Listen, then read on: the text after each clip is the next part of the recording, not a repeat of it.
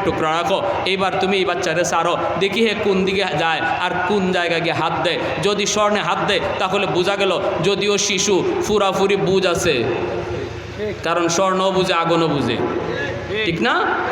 আর যদি আগুনে হাত দেয় তাহলে বোঝা গেল বুঝে নাই। যদি স্বর্ণে হাত দেয় বোঝা গেল পুরাপুরি বুঝে, চটটাও আমারে বুঝেই দিছে। আর যদি আগুনে হাত দেয় তাহলে বোঝা গেল বুঝে না, চটটা না বুঝে দিছে। আসিয়া কইতে ঠিক আছে নাও এবার পরীক্ষা শুরু করে দাও। ফেরাউন কই শূন্য, যদি সে স্বর্ণে হাত দেয় তাহলে কিন্তু আমার তলোয়ার আর তার কল্লা আলাদা করে ফেলবো, এই বাচ্চা আমি রাখবো না। আসিয়া কই ঠিক আছে। আসিয়া এইবার আল্লাহর কাছে কান্দে, আল্লাহ আল্লাহ আমার তো মায়া লাগিয়ে গেছে, তুমি তারে বাঁচাইও, আল্লাহ তুমি তারে বাঁচাইও। আল্লাহ তো বাঁচাইবই, কারণ আল্লাহ নবী, ঠিক না? শিশুকালে আল্লাহ নবীদেরকে বড় মানুষের বুঝ দিয়া রাখে, শিশুকালেই বড় মানুষের বুঝ দিয়া রাখে। প্রত্যেক নবী শিশুকালেই বড় মানুষের বুঝ ছিল। মুসা নবীরে যখন ছেড়ে দিছে আঙ্কুট গালা দিয়ে দিয়ে তিনি আগাইতেছেন, পুরাপুরি বুঝ আছে কোনটা আগুন আর কোনটা স্বর্ণ। তিনি আগুনের দিকে না গিয়া স্বর্ণের দিকেই যাইতেছেন, পাশাপাশি দুইটা, কিন্তু স্বর্ণের দিকেই রূপ লইছেন। ফেরাউন কয়, আসিয়া ওই দেখো যায়, ওই যে যায়, বোঝা গেল হে স্বর্ণে গিয়েই হাত দিব আর আমারে বুঝেই মারছে, তলোয়ার দিয়ে তার কল্লাও আলোক কাছাকাছি গেছে। আসিয়াও দোয়া করতেছে। এইবার আল্লাহ জিব্রাইল আমিনকে পাঠাইছে, জিব্রাইল যাও না, আমার বন্ধু আমার নবী মুসা হে তো বুঝে ভালো করেই জানে কোনটা আগুন কোনটা স্বর্ণ, স্বর্ণে তো হাত দিয়েই দিব, কিন্তু তুমি জিব্রাইল গিয়া তার হাতটাকে আগুনে দিয়ে দিও, কারণ আমি আল্লাহর কুদরতের খেলা এখানে শেষ না, মাত্র শুরু, মাত্র। ফেরাউনে আমার কুদরতি খেলার সাথে মাত্র শুরু করছে, এখানে শেষ হইলে হয় না, সামনে আরও অনেক সাবজেক্ট রয়ে গেছে। আমি মুসার মারে ওয়াদা দিছি, টেনশন করো না, নদীতে ফালাও, এই বাচ্চা আবার তোমার কুলে ফিরাইয়া দিমু, অতএব মার কুলে মার বাচ্চা ফিরাইয়া দিতে হবে। জিব্রাইল তুমি গিয়ে হাতটা আগুনে দিয়ে দিও। মুসা নবী হাত বাড়াইছেন স্বর্ণের দিকে, তাফসিরে তাবারিতে লিখেন স্বর্ণের দিকে হাত বাড়াইছেন, কিন্তু জিব্রাইল অদৃশ্য থেকে হাতটাকে আগুনে দিয়ে দিছেন। আর ওই যে আগুনের আংরা, এই একটা আংরা হাতের মধ্যে লইয়া শিশু বাচ্চাদের যে বৈশিষ্ট্য, এই বৈশিষ্ট্যটা আল্লাহ এখানে প্রকাশ করাইয়া দিছে, যেন ফেরাউনের কলিজায় কোনো বিন্দু পরিমাণ সন্দেহ না থাকে। শিশুরা দেখবেন কিছু লইয়া হাতে লইয়েই মুখে দিয়া দেয়, এটা ফাঁক না নাপাক, এটা খাওয়ার জিনিস না খাওয়ার জিনিস না, এটা শিশুরা বুঝে না, হাতে নিবে মুখে দিবে। মুসা নবীও এই আগুনের আংরাটা হাতে লইয়াই দেরি নাই মুখে দিয়ে দিছেন। আর তখনই বিবি আসিয়া দৌড় দিয়া যাইয়া মুখ থেকে আংরাটা সরাইছেন আর ফেরাউন্ডে ধমকটা দিছেন দেওয়ার মতো, কইছিলাম না ফুলাটা বুঝে না, এখন হইছেনি, এখন জিব্বা ফুরছেনি, এখন আগুনে জ্বলছেনি, কইছিলাম নি তোমারে বুঝে না। ফেরাউন কয় দেখছিলাম তো স্বর্ণের রূপ লইছে, আগুনও গেল কেমনে হাত, দেখা তো গেছিল স্বর্ণের দিকে, আগুনও কেমনে গেল, এটা আল্লাহর কুদরতি খেলা, ঠিক না? আরো জোরে বলেন প্যারে হাজিরিন। এজন্য আমার ভাইরা, ওই যে হযরত আবু বকর সিদ্দিক রাদিয়াল্লাহু তাআলা আনহু, তিনি এইরকম যখন চটটা মারছেন দাগ পড়ে গেছে গিয়া, কারণ এই হাতটার পিছনে কুদরতি হাত ছিল কার? আল্লাহ। হে গিয়া কইতে দেখেন আপনার সাহাবী মারছে। আল্লাহর নবী রহমতের নবী বলেন ভুল তুমি বলেছ, এমন কাজ আমার আবু বকর করার কথা না, হয়তো উমরে করেছে উমর, কারণ এই ধরনের কাম কাজ উমরের কইরা অভ্যাস আছে, ঠিক না? উমর নরম না গরম, আর আবু বকর গরম না নরম? নবী বলেন ভুল করেছো, মানুষ চিনতে ভুল করেছো, না না আমার আবু বকর এমন কাম কখনো করতে পারে না রে, তুমি ভুল করেছো, মনে হয় উমর তোমাকে মারছে, মানুষ চিনো নাই। এইবার ইহুদি বলতেছে না গো নবী, আমি আপনার আবু বকরকেও চিনি, উমরকেও চিনি, এই মারটা উমরে মারে নাই, আপনার আবু বকর মারছে। আল্লাহর নবী বলে আমার আবু বকর নরম, নরম সাহাবী গরম হতে পারে না। ইহুদি কয় না, আপনার নরম সাহাবী গরম হয়েছে। নবী বলেন কেন, কি জন্য? ইহুদি মিথ্যাবাদী কয় আমি কিছু কই নাই। নাউজুবিল্লাহ, জোরে বলেন। কারণ ইহুদিদের বৈশিষ্ট্য হলো বিপদে পড়লে মিথ্যা কথা কয়, ঠিক না? ওই যে গাজায় হাসপাতালে বোমা নিক্ষেপ করলো, হাসপাতালে বোমা নিক্ষেপ করে করে অনেক ডাক্তার পর্যন্ত মারলো, জাতিসংঘের ডাক্তার পর্যন্ত হত্যা করলো। যখনই আন্তর্জাতিকভাবে চাপ আসছে তখনই ইসরায়েলের প্রধানমন্ত্রী নেতানিয়াহু কয় আমরা হাসপাতালে মারি নাই। তাহলে ওরা মিথ্যাবাদী, ঠিক কিনা জোরে বলেন? ওরা মিথ্যাবাদী। বিপদ দেখলেই মিথ্যা কথা কয়, বিপদ দেখলে পরেই ওরা মিথ্যা কথা কইতে দেরি করে না। ইহুদি কয় না আমি কিছু কই নাই, কিছু কই নাই, যদি কিছু কইছি তার সাথে আমার একটু তর্ক বিতর্ক হয়েছে, তার সাথে ব্যক্তিগত তর্ক বিতর্ক হয়েছে। এই কথা বলতে আল্লাহর নবী রহমতের নবী তখন সাহাবি পাঠায়া আবু বকর সিদ্দিককে দরবারে ডাকলেন। নবী ডাইকে বলতেছেন আবু বকর তুমি নাকি এই লোকটারে মারছ? আবু বকর বলতেছে নবী গো আমি মারছি, তবে মারার কারণ আছে। কারণ আল্লাহর নবী বলতেছেন কি কারণ বলো? নবী গো আমাকে গালি দিয়েছে, জবাব দেই নাই। আমার বাপ দাদা তুলে গালি দিয়েছে, তখনও জবাব দেই নাই। কিন্তু যখনই দ্বীনের নবীরে গালি দিছে তখন আর আমি আবু বকর নীরব থাকতে পারি নাই। আমি হাত যদ্দুর শক্তি আছে বসায়া দিছি। ইহুদি কয় না গো নবী, আবু বকর মিথ্যা কয়, আমি আপনারে গালি দেই নাই। নাউজুবিল্লাহ জুড়ে বলেন। আবু বকর সিদ্দিক জীবনে মিথ্যা বলছেন? আবু বকরের উপাধি সিদ্দিক, সত্যবাদী উপাধি দিয়েছেন কে? একটু জোরে আওয়াজ দিয়া কে? জীবনে আবু বকর মিথ্যা বলেন না, মিথ্যা বলার মানুষ না। কিন্তু ইহুদি কয় না আপনার সাহাবী আবু বকর মিথ্যা কয়, আমি আপনাকে গালি দেই নাই, গালি দিয়েছি যা কথা হইছে টুকটাক তার সাথে, আর তার লইয়া আমার আর তার মাঝে আপনার বিষয় আসে নাই। আল্লাহর নবী তখন বলেন আবু বকর কেমনে তুমি এই কামটা করেছো? আমি তো মনে করেছি এটা আমার উমরের কাম, কোনো দিন তো তুমি এত গরম হও নাই। আবু বকর কয় নবী গো, নবীকে গালি দেবে আর আমি আবু বকর নবীর সাহাবী হইয়া আশিক হইয়া পিছন দিক দিয়ে ফিরে চলে যাব, তাহলে তো আমি নবীর উম্মত দাবি করতে পারি না, আশিক দাবি করতে পারি না। আল্লাহর নবী এটা আমার ইমানই দায়িত্ব মনে করে আমি মারছি। নবী কয় সে তো অস্বীকার করে তোমার নবীর গালি দেয় নাই। আবু বকর কয় না গো নবী আপনাকে গালি দিয়েছে, আপনাকে গালি দিয়েছে। এইবার আল্লাহর নবী রহমতের নবী মায়ার নবী বলেন আবু বকর তুমি যে তাকে মারছো তার গালে কিন্তু দাগ আছে, সাক্ষীর দরকার নাই। কিন্তু সে যে তোমার নবীর গালি দিয়েছে, সাক্ষী তুমি নিয়ে আসো। যদি সাক্ষী আনতে না পারো তাহলে তোমার গালেও এইভাবে একটা চর বসানো হবে, কারণ এটা মুহাম্মদুর রাসূলুল্লাহর আদালত। এই আদালতে ইনসাফের সাথে বিচার হয়, মুখ চিহ্নে বিচার হয় না।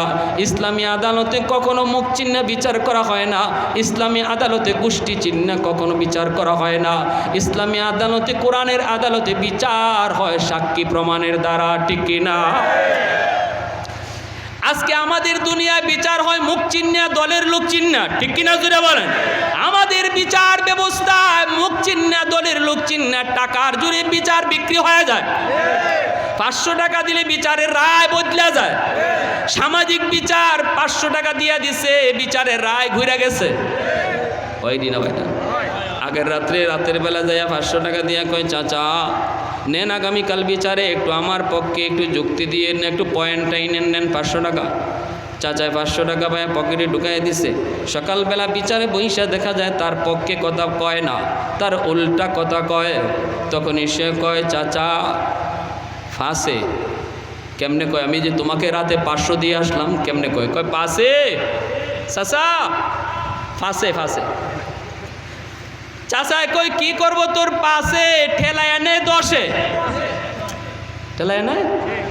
তুমি যখন 5 দিয়া গেছো এরপরে আমার দিয়া গেছে 10, আমি 5-এর কথা কইব না 10-এর কথা কইব?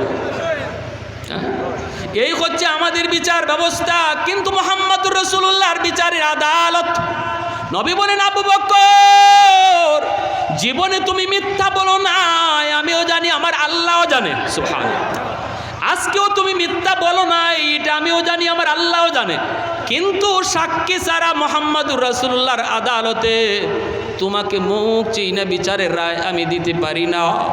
তুমি তোমার দাবির পক্ষে সাক্ষী পেশ করো, নইলে কিন্তু তোমার গালে এইভাবে চর দেওয়া হবে। এইবার আবু বকর সিদ্দিক চোখের পানি জরা কান্দে আর কই নবী গো ওই জায়গায় কেউ ছিল না গো নবী, কোনো মানুষজন শুনে নাই, কেউ তো ছিল না, আমি সাক্ষী আনবো কোত্থেকে?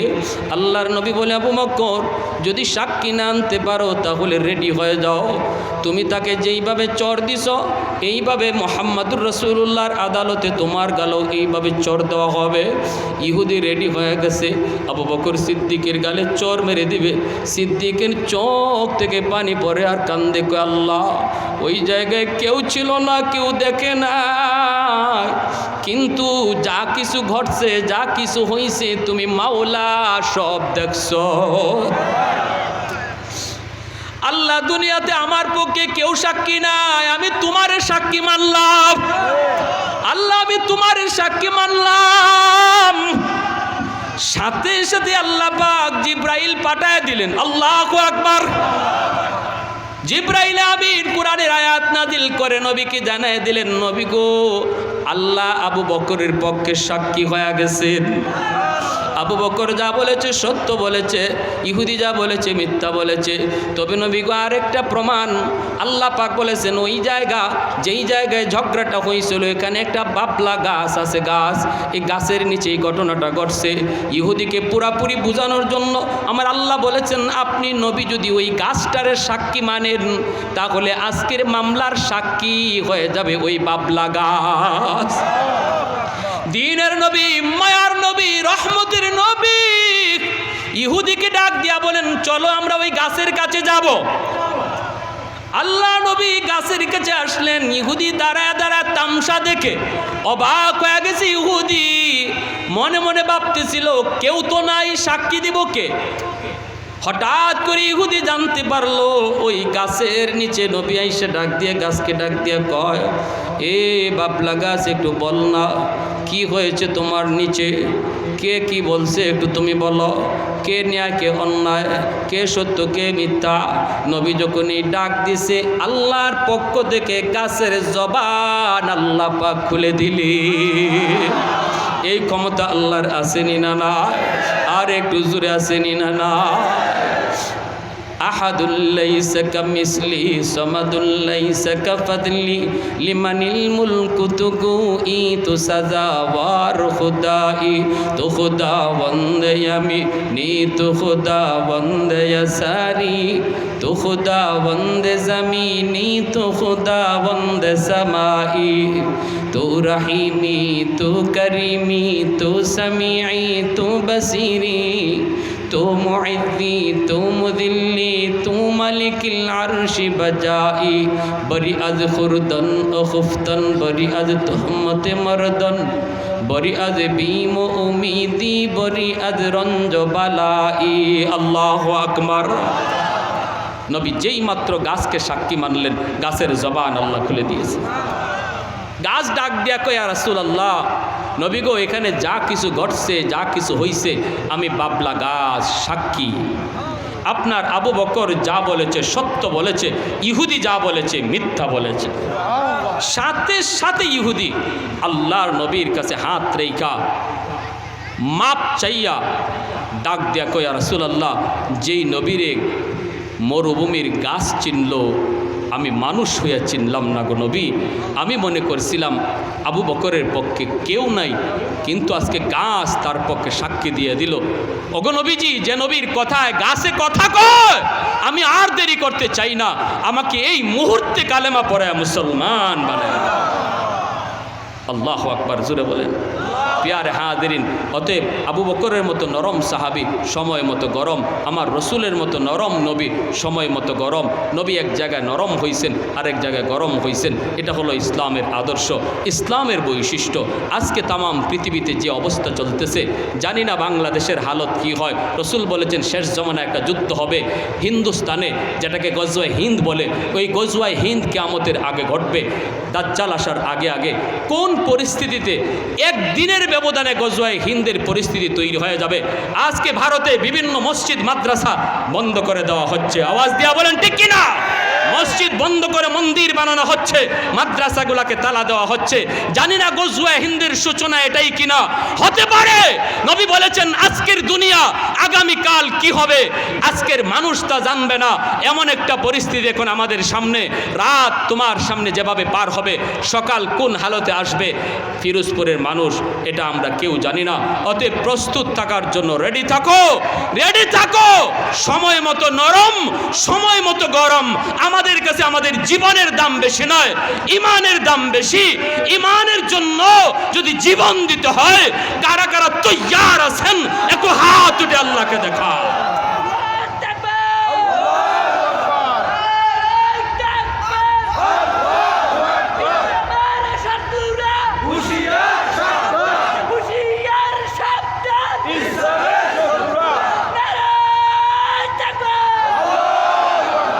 প্যারে হাজিরিন, লম্বা কথা নয়, পরিশেষে আপনাদের কাছে দোয়া চাই। আমিও আপনাদের জন্য দোয়া করি। আল্লাহ পাক আমার নবী, নবীর সাহাবায়ে কেরামের যতগুলো আদর্শ আছে, বৈশিষ্ট্য আছে, গুণাগুণ আছে, এই গুণগুলি আমাদের মাঝে ধারণ করার চেষ্টা করি। আজকের এই যুব সমাজ যারা এই মাহফিল করেছেন এলাকাবাসীর সহযোগিতায়, আল্লাহ এই মাহফিলকে কবুল করেন। আগামীকাল এই মাহফিলের সফলতা আল্লাহ দান করেন। সবাই বলি আমিন। ওয়া আখির দাওয়ানা আনিল হামদুলিল্লাহি রব্বিল আলামিন। আল্লাহুম্মা সাল্লি আলা মুহাম্মদ ওয়ালা আলি মুহাম্মদ কামা সাল্লাইতা আলা ইব্রাহিম। মুনাজাত করে যান। মুনাজাত ইবাদতের মগজ, মুনাজাত ইবাদতের মগজ। আদ-দুআ ও الدعاء والتوبة